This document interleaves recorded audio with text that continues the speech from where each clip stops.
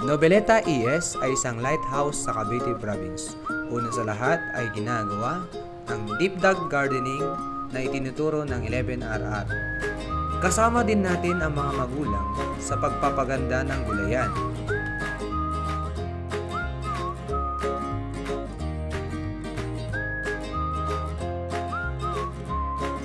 Kasama din natin ang mga bata sa pag-maintain sa gulayan. Nag-grass cutter din tayo para mabilis malinis ang garden.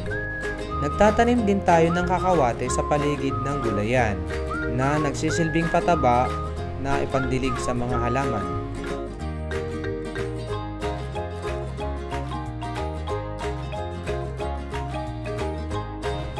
Pati ang mga damo ay ginagawa nating pataba o tinatawag na grass clipping tea. Naghahanda din tayo ng punlaan. Dito itinatanim ang mga buto at mga seedlings hanggang sa lumaki.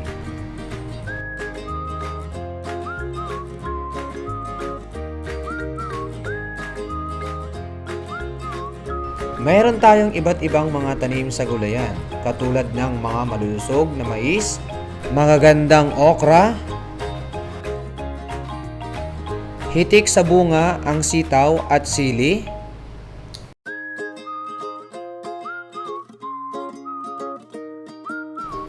meron din tayong Japanese malunggay, malulusog na talong, mahabang patola, meron din tayong upland kangkong, kamote,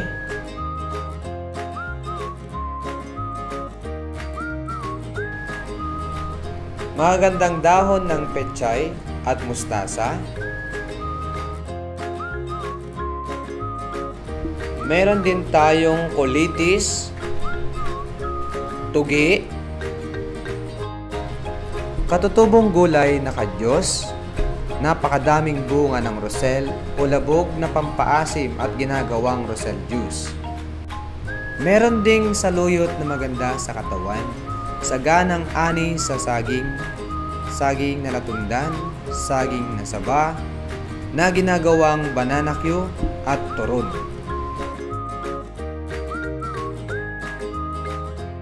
Hinog sa puno na papaya, mga aning gulay. Meron din tayong bulaklak tulad ng cosmos, kamantigi na nangaakit sa mga kaibigang kulisap, marigold na namantataboy sa mga insekto, zinnia na mapang-akit, nakakahali ng sunflower.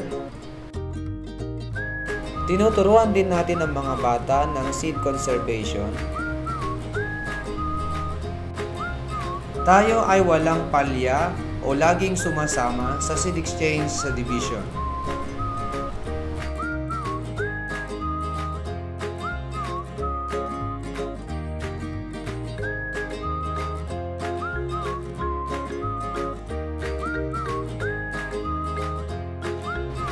Hindi natin kalilimutan ang mani na cover crop sa mainit na panahon. Pinopromote din natin ang container gardening sa mga urban area, lalo na ang mga limited ang space o maliliit lang ang taniman. Dito ay gumamit tayo ng Wilkins, timba ng pintura, bote ng soft drinks, lata at mga plastic bag.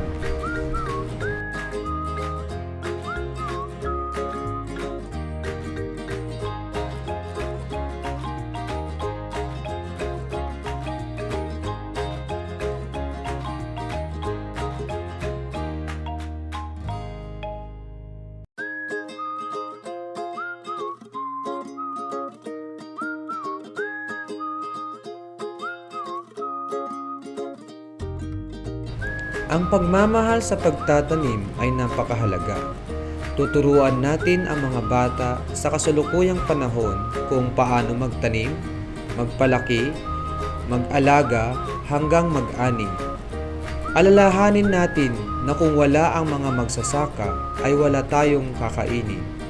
Napakahalaga na ibigay natin ang buong dedikasyon sa ating mga ginagawa dahil gusto natin at hindi napipilitan.